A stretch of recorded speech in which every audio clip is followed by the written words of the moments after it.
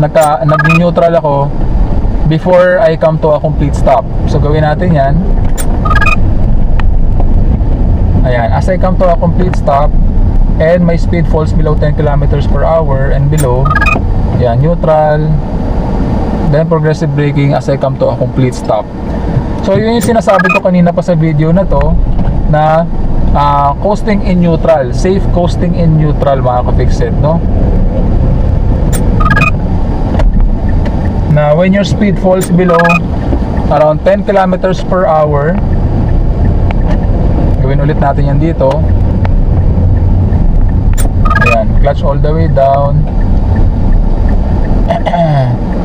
neutral. Ayan. So basically, coasting in neutral at slow speed is safe, no? As long as you do it correctly, mga ka-fixed, and properly.